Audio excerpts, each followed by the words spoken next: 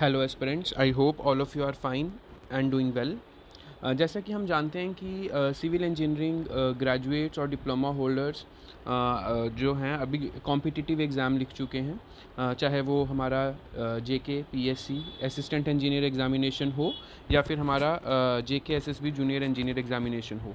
Now exam लिखने के बाद now what to do next. Okay, तो उसके बारे में हमारा ये वीडियो रहेगा। जस्ट एक अपना हमने व्यू पॉइंट शेयर किया आपके साथ कि आप जो आने वाला टाइम है उस पर आप क्या कर सकते हो जब तक हमारे रिजल्ट्स डिक्लेयर नहीं होते हैं या उसके बाद भी। ओके, सबसे पहले हम देखते हैं कि हमारे पास अलग अलग तरीके के अलग अलग केसेस हो सकते हैं एस्पिरेंट्स के। फॉर एग्जांपल कुछ ऐसे एस्पिरेंट्स होंगे जो हैं जो कि कॉन्फिडेंट हैं अपनी सिलेक्शन को लेके कि उनका जो जेई का एग्ज़ाम उन्होंने अभी दिया है 20th ऑफ मार्च को, तो उसमें वो सिलेक्ट हो जाएंगे। कुछ लोग जो हैं वो कॉन्फिडेंट नहीं है but they have the hope, क्योंकि अभी तक जो है क्लियर कट किसी को भी जो है कट ऑफ का वो नहीं पता है, तो इसलिए they are not confident but they have the hope कि हाँ हमारा हो सकता है। अब कुछ ऐसा भी हो सकता है कि जिनका एग्ज़ाम बहुत बुरा गया लेकिन उन्होंने पढ़ा बहुत अच्छा था, तो exam went very bad even after preparation. बहुत अच्छी तैयारी की थी लेकिन एग्ज़ाम उतना उस लेवल का नहीं हो पाया, ठीक है, उतने हमारे उस रेंज में मार्क्स नहीं बन रहे हैं जिसमें सिलेक्शन हमें लगता है होना चाहिए।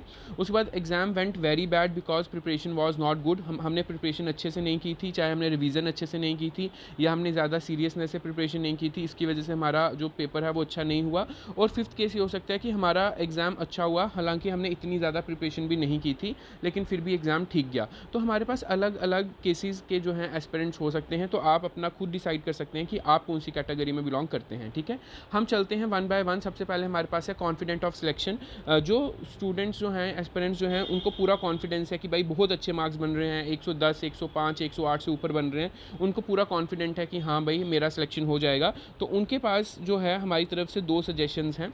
ठीक है, एक सजेशन ये है, ये भी डिपेंड करता है कि क्या आप जेई के साथ स्टिक रहना चाहते हो, मतलब अगर आपको आपका इसमें सिलेक्शन हो जाता है तो आप जेई में ही रहेंगे और आप इसी को अपना अब आगे फर्दर कैरियर बनाना चाहते हो, जो कि कॉन्फिडेंट हैं सिलेक्शन के बारे में, मैं उनकी बात करूँ, या फिर आप जो है हायर एग्जामिनेशंस के बारे में सोच रहे हैं। अब हायर एग्जामिनेशंस में कुछ भी हो सकता है, चाहे वो इंजीनियरिंग सर्विसेज एग्जामिनेशन हो, चाहे वो हमारा एसएससी हो, हालांकि इसके इक्विवेलेंट भी इसको मान सकते हैं, चाहे वो हमारा एई एग्जामिनेशन हो या हमारा JK PSC Jammu Kashmir administrative services combined competitive examination हो। मतलब या आगे आप फर्दर सिविल सर्विसेज आईएएस की तैयारी करना चाहते हैं या आईपीएस की तैयारी करना चाहते हैं, तो ये आपका क्या गोल है वो आप पे डिपेंड करता है। बिकॉज कुछ कैंडिडेट्स हैं, कुछ एस्पिरेंट्स हैं जिनका एज भी ज़्यादा हो गया है, तो शायद वो अब इसी चीज़ पे स्टिक रहेंगे।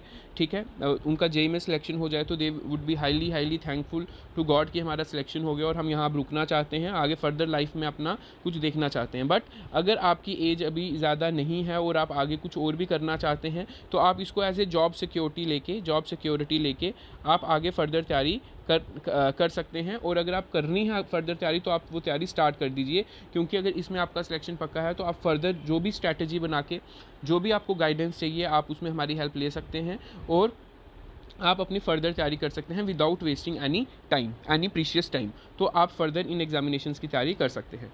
दूसरे लोग वो हैं जो कि अपनी कॉन्फिडेंट नहीं है but they have the hope, उनमें होप है बट वो कॉन्फिडेंट नहीं है, तो उनको मैं यही कहूँगा कि वो अभी अपने प्रिपरेशन पे ही फोकस करें, क्योंकि अगर आने वाली और वैकेंसीज जो हैं एडवर्टाइज होती हैं तो उसमें उनको जो है एटलीस्ट उनको एक क्योंकि उन्होंने प्रिपरेशन की हुई है, वो काफ़ी नज़दीक हैं कट ऑफ के। ठीक है, तो वो अपनी प्रिपरेशन पे फोकस करें सो दैट जो नेक्स्ट टाइम का एग्ज़ाम होगा उसमें वो अपना 100% 110% बेस्ट दे पाए। तो उनके लिए यही रिकमेंडेशन है कि जो जिनको सिर्फ होप है लेकिन मतलब कॉन्फिडेंट नहीं है, वो अपना अभी पूरा फोकस जो है वो प्रिपरेशन पे ही करें, दोबारा से रिवीजन स्टार्ट करें, दोबारा से एक बार अपना टेस्ट दें, जो भी जैसे भी आपका प्रिपरेशन स्ट्रैटेजी है उसको फॉलो करें। ओके, उसके बाद exam went very bad even after preparation. अब हमने प्रिपरेशन की है लेकिन हमारा एग्ज़ाम अच्छा नहीं गया। इसके लिए सबसे पहले जो है आप जो लूप होल्स हैं, लूप होल्स मतलब आप देखिए कि कहाँ पर आपकी मिस्टेक्स को पहचानिए। मिस्टेक्स को पहचानिए, कवरेज को देखिए कि क्या कवरेज में कमी रह गई, मिस्टेक्स क्या की हैं, उसको देखिए कि आपने प्रिपरेशन तो की है, आपको लग रहा है कि आपने प्रिपरेशन बहुत अच्छी की है, लेकिन उसके बाद भी जो है एग्ज़ाम अच्छा नहीं गया, तो यहाँ पर मिस्टेक्स कवरेज को देखिए कि आपने कवरेज क्या की थी, ठीक है, और प्रैक्टिस कीजिए, ठीक है। जहाँ पर आपको अपने कमी दिखती है, चाहे वो आपके कॉन्सेप्ट्स में कमी रह गई थी, चाहे वो आपके जो है फार्मूलाज में कमी रह गई थी, चाहे वो आपके न्यूमेरिकल एबिलिटी में कमी रह गई थी, जहाँ पर भी कमी रह गई थी, या आपका स्ट्रेस लेवल आप देख रहे हैं, जैसे सपोज फॉर एग्जांपल आपको ऐसा लगा कि बिकॉज ऑफ द स्ट्रेस में वहाँ पर अपना 100% नहीं दे पाया, तो आप ज़्यादा से ज़्यादा मॉक्स दीजिए, ठीक है। There are so many platforms available आज के ज़माने में, तो आप अपने मॉक्स दीजिए, अपने मॉक्स खुद बनाइए, वो दीजिए। टाइम फ्रेम, कुछ लोगों का एग्ज़ाम इसलिए भी अच्छा नहीं गया कि वो अपने टाइम फ्रेम में क्वेश्चंस को नहीं कर पाए, तो जब आप उसके मॉक्स वगैरह देते हैं या कुछ भी देते हैं, तो आप उसमें क्या कर सकते हैं, अपना टाइम फ्रेम कर सकते हैं, सेट कर सकते हैं कि मेरे को इतने टाइम पे देना है। तो कहने का मतलब ये है कि उनको इस टाइम पर यही सजेशन रहेगी कि वो अपनी मिस्टेक्स को देख के उसको दुरुस्त कीजिए। अगर आपने कोई सब्जेक्ट्स पहले छोड़े हैं, मिस किए हैं, कोई टॉपिक्स मिस किए हैं, तो उनको भी कवर कीजिए और अपने सिलेबस को 100% कवर करते हुए चीज़ों के साथ आगे बढ़िए। ये उन लोगों के लिए रहेगा जिनका एग्ज़ाम अच्छा नहीं गया, हालांकि उन्होंने प्रिपरेशन अच्छी की थी। नेक्स्ट हमारे पास उस कैटेगरी के लोग हैं जिनका एग्ज़ाम बुरा गया because preparation was not good. उनको ये रियलाइज़ होता है कि यार, कुछ लोग कहते हैं कि मैंने सिर्फ जस्ट ऐसे ही एग्ज़ाम दिया था, अपने आप को चेक करने के लिए दिया था, मेरे पास प्रिपरेशन का इतना टाइम नहीं था। तो there are so many reasons. तो उनके लिए एक ही बात है कि अब आप जो है अपनी प्रिपरेशन कीजिए इन अ सीरियस मोड, प्रिपरेशन कीजिए, सीरियस मोड में प्रिपरेशन कीजिए, बिकॉज जो आने वाली वैकेंसीज़ हैं उसके बाद में भी आपको मौका ना मिल पाए, अच्छा मौका ना मिल पाए अपने आप को प्रूव करने का। इसीलिए ठीक है, इस बार अगर आपका एग्ज़ाम बुरा गया है, आपकी प्रिपरेशन अच्छी नहीं थी, तो आप प्रिपरेशन को अच्छे से कीजिए। प्रिपरेशन को अच्छे से करने के लिए आपको स्ट्रैटेजी की ज़रूरत रहेगी। जो स्ट्रैटेजी है आपको लगता है कि आपको फॉलो करनी चाहिए, ठीक है, आपको स्ट्रैटेजी में क्या चीज़ आपको टेकअप करनी चाहिए, कैसे जो भी हमारा सिलेबस मेंशन है, सिलेबस को अच्छे से कवर करना, उस पर काम करना, उसको पढ़ना, उस पर मॉक्स देना, ठीक है। मतलब जो भी एक कॉम्पिटिटिव एनवायरनमेंट में आपको जो है घुसना है, और उसमें जो भी चीज़ें हैं जो आपको हेल्प करें एक कॉम्पिटिटिव एग्ज़ाम क्रैक करने में, सो दैट कल को आप अपने आप को इस कैटेगरी में ना माने कि भाई मेरा एग्ज़ाम अच्छा नहीं हुआ क्योंकि मेरी प्रिपरेशन भी अच्छी नहीं थी, ठीक है। तो इसलिए जो कमी है वो प्रिपरेशन में है, तो अगर आप प्रिपरेशन को दुरुस्त करते हैं तो आपका एग्ज़ाम ऑटोमेटिकली अच्छा जाएगा। और जो भी आपके कोई सीनियर्स हैं, कोई आपके फ्रेंड्स हैं जिन्होंने ये एग्ज़ाम सीरियस प्रिपरेशन से दिया था, उनकी हेल्प ज़रूर लीजिए, उनसे ज़रूर पूछिए। इस चीज़ में बिल्कुल पीछे मत हटिए कि हम उनसे क्यों गाइडेंस लें। आप उनसे पूछिए कि उन्होंने क्या गलती की थी, और उसको आप सुधार के अपनी बेस्ट प्रिपरेशन करके जो भी हमारी नेक्स्ट पोस्ट एडवर्टाइज होंगी उन पर आप अपना 100% बेस्ट दे सकते हैं। ओके। और नेक्स्ट हमारे पास एक कैटेगरी आती है exam went good without preparation. कुछ लोग ऐसे भी होते हैं, कहते हैं कि यार हमने इतनी अच्छी प्रिपरेशन नहीं की थी, लेकिन हमारा एग्ज़ाम हो गया, 80 मार्क्स, 90 मार्क्स, 85 मार्क्स हमारे आ रहे हैं। बट उनको ये याद रखना चाहिए कि they must remember that they are not in the list.